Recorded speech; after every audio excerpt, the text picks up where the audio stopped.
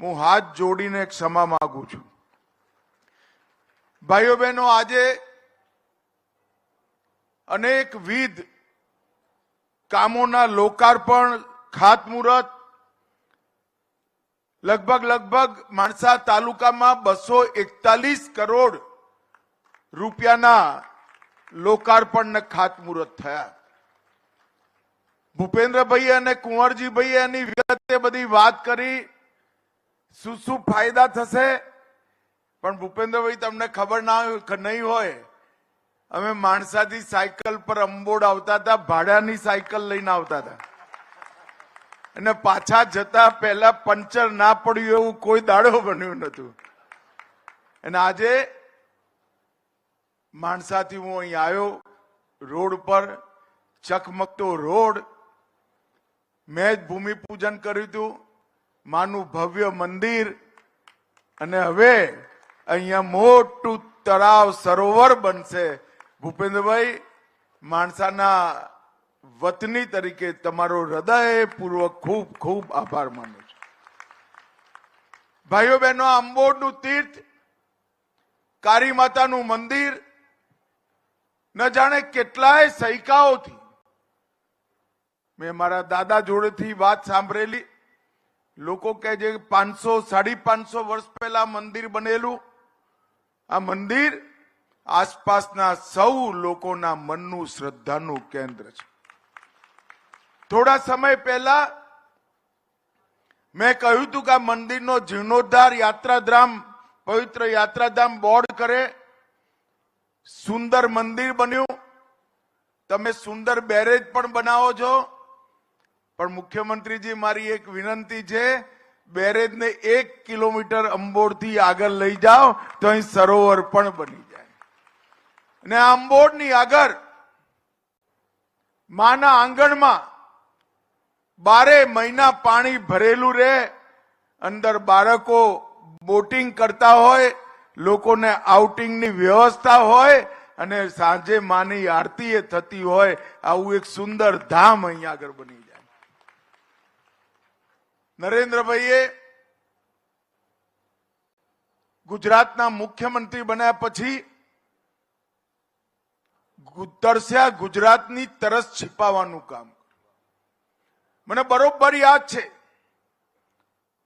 હું 97માં ધારાસભ્ય બન્યો, પહેલી બાર વિધાનસભામાં ગયો, ઉત્તર ગુજરાતના બધા ધારાસભ્યો એક અવાજે અમારા ત્યાંથી બોરવેલ બનાવવાની પરમિશન આપો એની માંગ કરતા હતા, નથી મળતી, કારણ કે ડાર્ક ઝોન થયું। 1200 ફૂટ ઊંડું પાણી ગયું હતું। ખેડૂતો બોરવેલ માં પાણી કાઢે તો પહેલા ટાઢું કરવું પડે, પછી ખેતરમાં નાખી શકે, નહીં તો પાક હરગી જાય। આ આખી પરિસ્થિતિ બદલવાનો વિચાર, જેની છાતી કાચી પૂચી હોય ને ભાઈ, એને આવે જ નહીં। અને નરેન્દ્રભાઈએ કચ્છ હોય, સૌરાષ્ટ્ર હોય કે ઉત્તર ગુજરાત હોય, ગાંધીનગરથી ડીસા સુધીનું આપણો ઉત્તર ગુજરાત, આ દરેક જગ્યાએ પાણીના તર ઊંચા લાવવાનું કામ કર્યું। સૌથી પહેલા નર્મદા યોજના પૂરી કરી। કોંગ્રેસે નાખેલા બધા અડંગાઓને સંઘર્ષ કરી મોદી સાહેબે પાર કર્યા। અને નસીબ જુઓ, જાણે ભગવાને નક્કી કર્યું હોય, ભાઈ તારા હાથે જ થશે। વડાપ્રધાન બન્યા અને દરવાજા પણ નાખવાનું કામ પૂરું થઈ ગયું, અને આજે નર્મદાનું નીર ઘેર ઘેર પહોંચ્યું। ભરૂચથી લઈ ખાવડા સુધી, વાયા સુરેન્દ્રનગર, વાયા અમદાવાદ જિલ્લો, કેનાલ પહોંચાડવાનું કામ પૂરું થયું। વરસાદમાં વહી જતું પાણી ગુજરાતના 9000 થી વધુ તળાવોમાં નાખ્યું, અને એના પછી એ પાણી વરસાદમાં વહી જતું હતું, વરસાદનું પાણી વહી જતું હતું।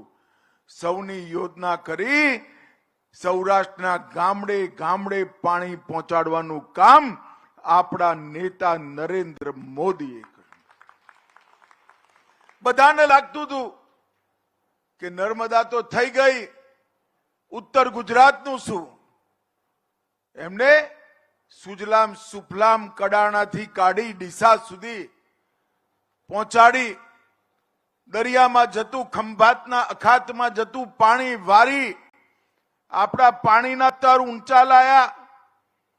નર્મદાનું વધારાનું પાણી માણસાને એના આસપાસના 14 તળાવોની જેમ 9000 તળાવોમાં નાખવાની શરૂઆત કરી અને હવે આપણી સાબરમતી પર 14 ડેમ બનાવી આખી સાબરમતી 12 મહિના છલોછલ ભરેલી રહે એવી વ્યવસ્થા કરી. એક નદી ભરાયેલી રહે એટલે, એક તળાવ ભરાયેલું રહે એટલે 40-50 ફૂટ પાણીના તર ઊંચા આવે અને જોત જોતામાં સમગ્ર ઉત્તર ગુજરાત જે પહેલા ફ્લોરાઇડ વાળું પાણી પીતું હતું એ ઉત્તર ગુજરાતની અંદર ફ્લોરાઇડ વગરનું પાણી પીવાની શરૂઆત આપણા નેતા નરેન્દ્ર મોદીજીના પુરુષાર્થથી થઈ. અને આજે એના અનેક કડીઓમાંની એક કડી અંબોડની કાળી માતાના આંગણમાં એક મોટું સરોવર બનશે.